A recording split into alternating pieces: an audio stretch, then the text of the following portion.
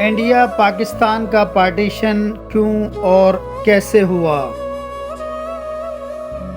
جی، دل کو چھو لینے والی کہانی شکیل راؤ کی زبانی۔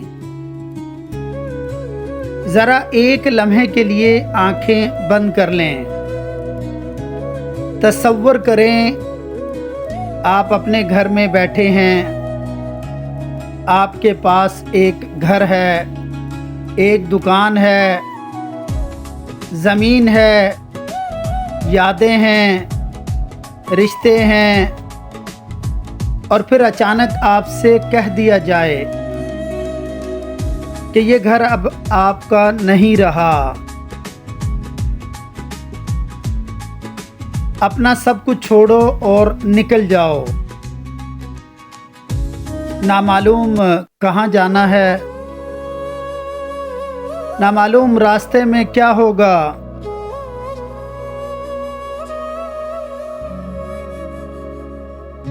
نامعلوم خاندان کا کون سا فرد دوبارہ ملے گا، اور سب سے دردناک بات، کچھ لوگ اپنے گھروں سے نکلے تو منزل پاکستان تھی، لیکن راستے ان کے بہت سے اپنے ہمیشہ کے لیے بچھڑ گئے۔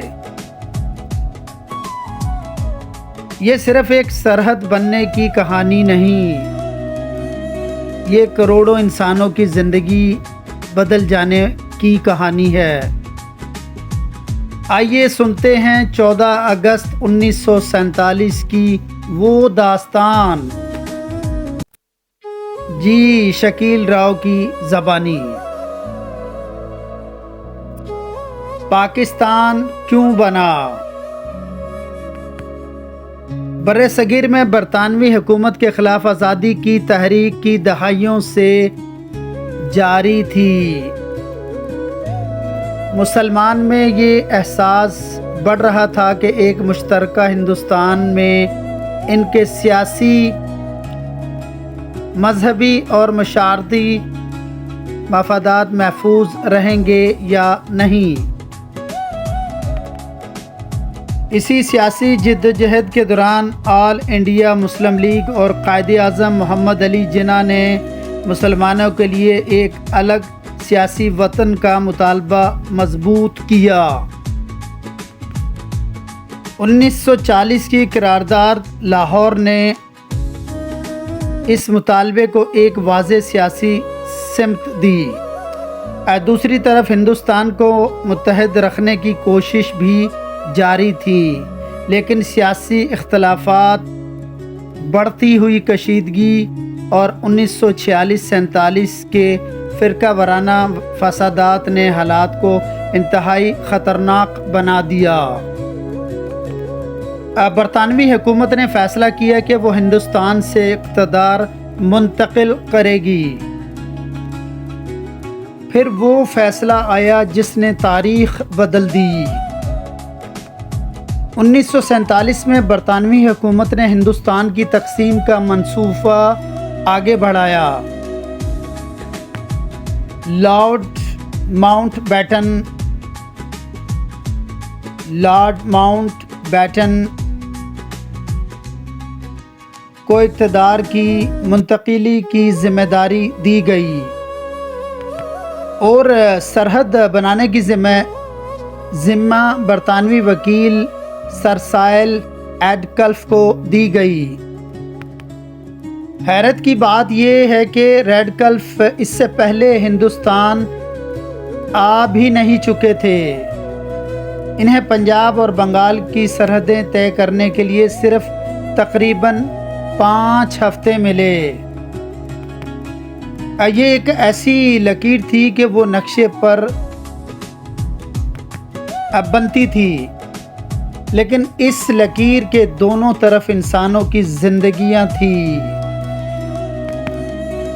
ریڈکلف کا اعلان 17 اگست 1947 کو ہوا۔ 14 اگست 1947 پھر آیا۔ 14 اگست 1947 पाकिस्तान एक आज़ाद मुल्क बन गया। लेकिन आज़ादी के साथ एक ऐसा इंसानी आलमिया भी आया जिसे दुनिया की तारीख की सबसे बड़ी नकल मकानियों में शुमार किया जाता है। जी, कुछ अंदाज़ों के मुताबिक तकरीबन 1,40,00,000 लोग या इससे ज़्यादा लोग अपने घरों से बेघर हुए और जानी नुकसान के अंदाज़े मुख्तलिफ हैं। कई मोतबर मुतालबा तकरीबन 10 लाख से 20 लाख तक अमवात का अंदाज़ा देते हैं। जी ज़रा सोचें, 20 लाख के करीब इंसानी ज़िंदगियाँ,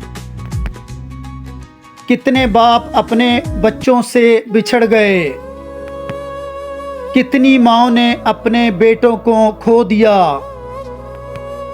कितने बच्चे अपने वालिदैन के बगैर रह गए होंगे और कितने ख़ानदान ऐसे थे जिन्हें कभी मालूम ही ना हो सका कि इनके प्यारे कहाँ चले गए। लोग पाकिस्तान कैसे पहुँचे, आइए शुरू करते हैं। ये सवाल बहुत अहम है। क्या सब लोग ट्रेनों के ज़रिए आए? नहीं, लोगों ने हर मुमकिन ज़रिया इस्तेमाल किया। जी, कुछ लोग ट्रेनों से आए, कुछ लोग बैलगाड़ियों पर आए, कुछ लोग फौजी गाड़ियों और लारियों में, और बहुत से लोग मीलों तक पैदल चलकर सरहद पार पहुँचे। तारीखी तस्वीर और दस्तावेज़ात में बैलगाड़ियों पर आने, थोड़े बहुत सामान के साथ पाकिस्तान की तरफ आने वाले ख़ानदान भी महफूज हैं। बाज़ कई सफ़र दिनों बल्कि हफ्तों तक जारी रहे। ज़रा तसव्वुर कीजिए, एक बैलगाड़ी में पूरा ख़ानदान बैठा है। घर पीछे रह गया, ज़मीन पीछे रह गई, कारोबार पीछे रह गया और सामने सिर्फ एक उम्मीद थी, पाकिस्तान। रास्ते कैसे थे? आज हम चंद घंटों में एक शहर से दूसरे शहर पहुंच जाते हैं, लेकिन 1947 में बहुत से महाजरीन के पास ना मुनासिब खुराक थी, ना आराम की जगह, ना साफ पानी, ना तबीई सहूलत। कई लोग आरजी कैंपों में रहे जहां नाक़िस इंतज़ामात की वजह से हैज़ा और टाइफाइड जैसी बीमारियां फैली, और सबसे बड़ा मसला था अपने प्यारों से बिछड़ जाना। जी, कौन लोग पाकिस्तान आए? बड़ी तादाद में मुसलमान मशरकी पंजाब, दिल्ली, उत्तर प्रदेश, बिहार, राजस्थान और बरे सगीर के दूसरे इलाकों से पाकिस्तान की तरफ हिजरत करके आए। अब बहुत से लोग पंजाब के रास्ते पाकिस्तान पहुँचे। लाहौर और पंजाब के दूसरे इलाकों में बड़े पैमाने पर महाजरीन पहुँचे। दूसरी तरफ सिंध, खसूसन कराची, हैदराबाद ने भी हिंदुस्तान से आने वाले लाखों मुसलमानों को अपने अंदर जगह दी। نئے ملک کے پاس پہلے ہی محدود وسائل تھے، لیکن اسے اچانک لاکھوں بے گھر انسانوں کو رہائش، خوراک، روزگار اور تحفظ دینا تھا۔ پاکستان میں آ کر کیا ہوا؟ یہ سفر سرحد پر ختم نہیں ہوا تھا، اصل امتحان تو اس کے بعد شروع ہوا۔ لاکھوں مہاجرین کو آباد کرنا تھا، کسی کو گھر چاہیے تھا، کسی کو روزگار، کسی کو کھانا، کسی کو علاج، اور کسی کو صرف یقین چاہیے تھا کہ اب ہم محفوظ ہیں۔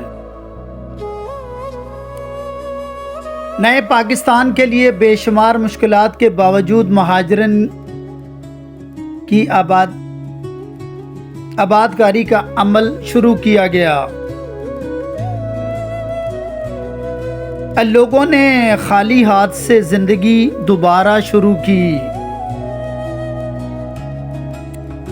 کسی نے چھوٹی سی دکان کھولی، کسی نے کاروبار شروع کیا، کسی نے تعلیم حاصل کی، کسی نے سرکاری اداروں میں کام کیا، اور کسی نے اپنے بچوں کے لیے ایک نئی دنیا بنائی۔ یہ صرف ہجرت نہیں تھی، یہ انسان کے حوصلے کی کہانی تھی۔ ذرا سوچئے، جس شخص نے اپنا گھر کھو دیا، اس نے نیا گھر بنایا۔ جس نے اپنا ماضی کھو دیا، اس نے اپنے بچوں کے لیے مستقبل بنایا۔ اور یہی وہ مقام ہے جہاں 1947 کی تاریخ ہمارے لیے موٹیویشن بن جاتی ہے، کیونکہ زندگی کبھی کبھی انسان کے ہاتھ سے بہت کچھ چھن جاتا ہے، لیکن اگر حوصلہ باقی ہو تو انسان دوبارہ کھڑا ہو سکتا ہے۔ جی 1947 ہمیں کیا سکھاتا ہے؟ 1947 ہمیں صرف یہ نہیں سکھاتا کہ پاکستان کیسے بنا۔ 1947 ہمیں یہ سکھاتا ہے کہ مشکل وقت ہمیشہ انسان کا آخری وقت نہیں ہوتا۔ ایک خاندان نے گھر چھوڑا مگر نئی زندگی بنائی۔ ایک نوجوان نے اپنا کاروبار چھوڑا مگر دوبارہ شروع کیا۔ ایک بچے نے اپنا بچپن کھویا مگر آنے والی نسل کے لیے امید بن گیا۔ یہی قومیں بنتی ہیں۔ قومیں صرف عمارتوں سے نہیں بنتی، قومیں قربانی، محنت، صبر اور امید سے بنتی ہے۔ اور آج ہم کہاں کھڑے ہیں؟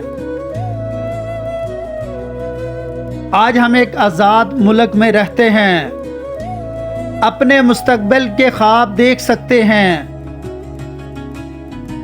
ہم تعلیم حاصل کر سکتے ہیں، کاروبار کر سکتے ہیں، اپنی رائے دے سکتے ہیں، اپنے بچوں کے لیے بہتر مستقبل کا خواب دیکھ سکتے ہیں۔ لیکن آزادی صرف جشن کا نام نہیں، آزادی ذمہ داری کا نام ہے۔ اگر ہمارے بزرگوں نے مشکل حالات میں ایک ملک بنایا تھا تو آج ہماری ذمہ داری ہے کہ آج ہم اس ملک کو زیادہ مضبوط بنائیں، زیادہ تعلیم یافتہ بنائیں، زیادہ پرامن بنائیں اور اپنی آنے والی نسلوں کے لیے بہتر بنائیں۔ آخری پیغام تو میرے پاکستانی بھائیوں اور بہنوں، 14 اگست کو صرف جھنڈا لگانا کافی نہیں، صرف نعرہ لگانا کافی نہیں، صرف آتش بازی کافی نہیں۔ ہمیں پاکستان کو بہتر بنانے میں اپنا کردار ادا کرنا چاہیے اور کریں گے۔ ہم محنت کریں گے، ہم تعلیم حاصل کریں گے، ہم اپنے قانون کی عزت کریں گے، ہم اپنے بچوں کو بتائیں گے کہ آزادی ہمیں آسانی سے نہیں ملی تھی،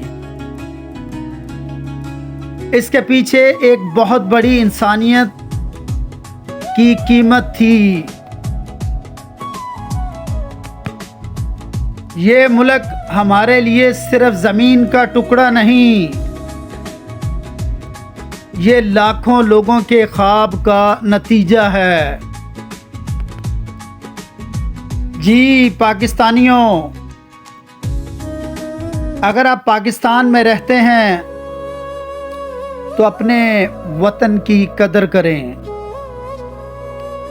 اگر آپ مشکلات میں ہیں تو یاد رکھیں 1947 کو لوگ بھی مشکل میں تھے لیکن انہوں نے ہمت نہیں ہاری۔ آپ بھی ہمت نہ ہاریں، اپنے خواب کو زندہ رکھیں، اپنے وطن کے لیے اپنا کردار ادا کریں۔ اور آخر میں تمام پاکستان کو دل کی گہرائیوں سے جشن آزادی مبارک۔